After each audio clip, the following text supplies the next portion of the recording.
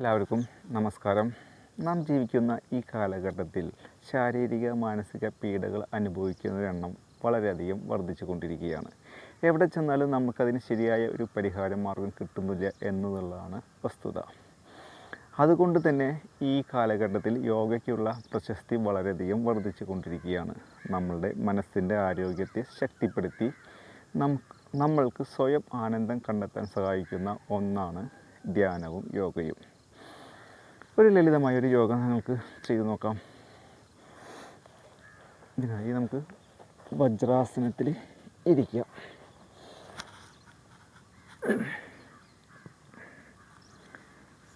മുട്ടുകുത്തി എണീറ്റ് കൈകൾ രണ്ടും പ്രതലത്തിൽ അമർത്തി വെച്ച് ഇടത്തെ കാല് കൊണ്ടുവന്ന് വലത്തെ കാലിൻ്റെ മുട്ടിൻ്റെ ഫ്രണ്ടിൽ വയ്ക്കാം, പ്രസ് ചെയ്ത് വയ്ക്കാം.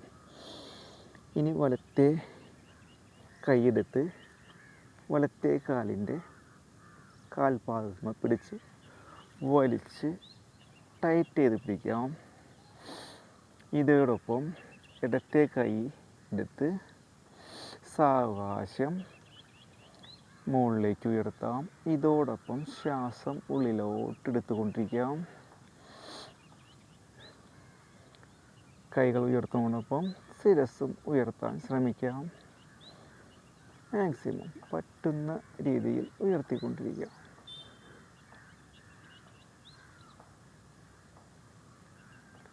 ശ്വാസം ഹോൾഡ് ചെയ്ത് പിടിച്ച് 30 സെക്കൻഡെങ്കിലും ഇങ്ങനെ നിലനിർത്താൻ ശ്രമിക്കുക.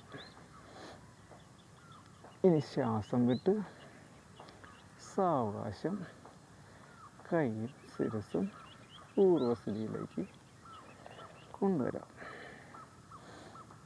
സാവകാശം കൈയും കാലും പൂർവസ്ഥിതിയിൽ കൊണ്ടുവന്ന് വിശ്രമിക്കാം.